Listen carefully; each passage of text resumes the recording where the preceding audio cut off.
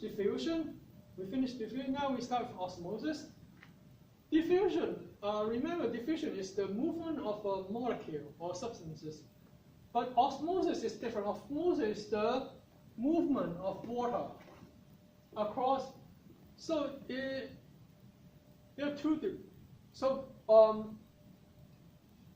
osmosis is the movement of water across a selectively permeable membrane. And diffusion always occurs from higher to lower concentration. So in this case, the concentration here that it talks about here is not the solid concentration. The concentration here is the solvent concentration. That means if you have more water on one end, on one side, and you have less water on the other side, and then in between you have a selectively permeable membrane, then the water will go from one side that has more water, go through this membrane to go into the side that has who have less water. So this is what it means, going from higher to lower concentration of water.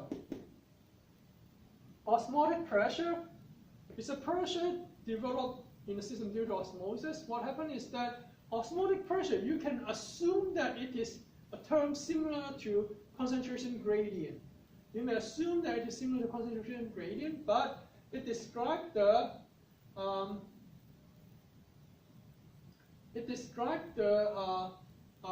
water concentration. Water concentration. For example, osmotic pressure. If you have high water concentration, that means it's more dilute solution on one side, and then more concentrated solution or less dilute solution on the other side. And what happens is that the osmotic pressure, this side will be higher than this side, then they will go. So you may assume that osmotic pressure is the differences between the concentration as well, but we are using it to describe the water. So this is one of the demonstration of Bio 3B in the past. I don't know if they're still doing this demonstration or not. So at the beginning of the Bio 3B lab, you have this. You have graduated glass, a flask, and then you have a selectively permeable membrane in red, wrapped around at the bottom. This, and inside you fill with a color solution. Outside you have water.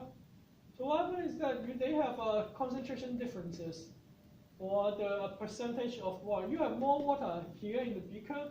You are more concentrated in the flask. So because of osmosis, then the water here will diffuse across the membrane to go into the flask.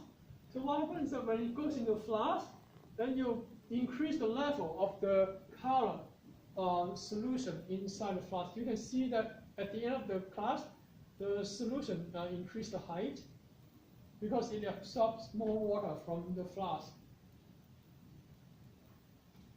And this selectively permeable membrane has a requirement. It should not be permeable to the solid. It should be permeable only to water. For osmosis, there are three terms that we have to talk about: isotonic, hypertonic, and hypertonic. When we use these two terms, we always have to compare with a reference, meaning that you only have to have two solutions for you to compare. For example, isotonic. So what it means? Iso means the same. Remember in high school, you learned about isosceles triangle, meaning that a triangle with two sides that are equal length. Isotonic meaning that it has the same concentration of solid on inside or outside the cell. Hypo means under or below or low. Low concentration. The solution has a lower solution concentration than the inside of the cell. Hyper means high. That means it has the solution has a higher concentration than the inside of the cell. So as you can see that it always have a reference point to the inside of the cell. Inside of the cell, the concentration of cytoplasm is the reference point. So when you use this term, you must compare two solutions and state which solution is the reference.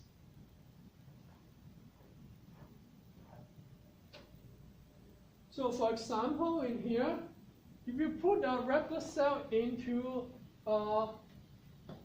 isotonic solution, and then there is no net movement of the water, that means water going in is the same as water going out, and there will be no changes in the red blood cell, no net gain or no loss. We call it isotonic solution.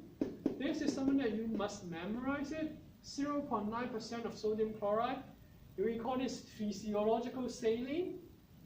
This is those, when you go to the emergency room, when the doctor administer IV to you, to your vein, they are pumping 0.9% sodium chloride solution into your blood to rehydrate you.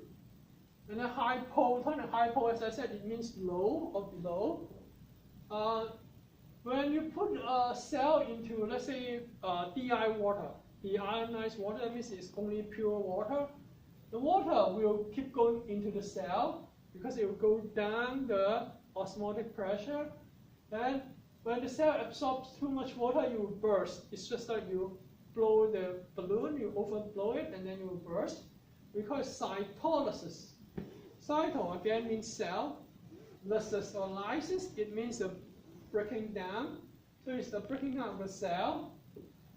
In this case, because we are using red blood cell, we have a special term called hemolysis. Hemo means a red. Lysis means the breaking down. So the red blood cell will absorb too much water and then burst. Last example is a hypertonic solution. We'll put a cell into a concentrated salt water. What will happen? The concentrated salt water will draw out or absorb the water from the cell so that the cell will lose water and shrink. And then we call it crenation. Crenation, because the cell looks like this, we call this crenation. For plant cell, it is a little bit different. For plant cell, again, if it is isotonic solution, there will be no net gain or loss, so it will look the same. Hypertonic solution, the cell will gain water. The excess water will be absorbed into the central vacuole, as I mentioned before.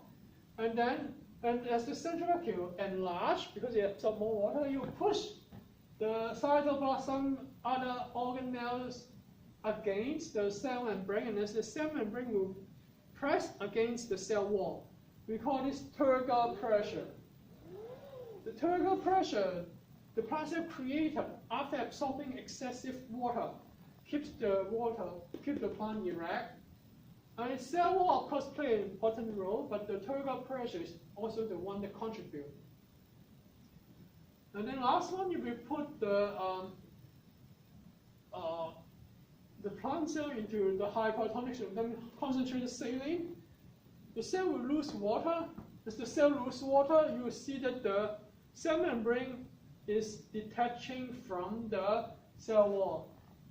Instead of calling it hemolysis or cytolysis, we call it plasmolysis.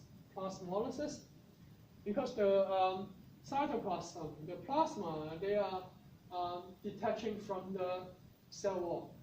And this experiment, you will be doing this in the bio 3B as well, using Elodia and also onion cell.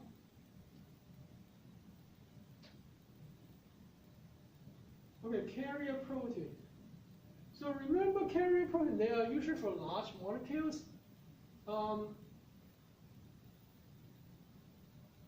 Carrier protein, they are specific. Whenever you see protein, they are usually specific. It's just like enzyme. Enzyme is also specific. Combine a molecule. So what happens is that when carrier protein binds with the specific molecule that it is supposed to transport, then the binding of that molecule will change the shape of that protein. We call it conformation changes. The conformation changes of the carrier protein will push the molecule to the other side of the membrane. Carrier protein are required for facilitated transport and active transport, which is something that we'll talk about in the next video.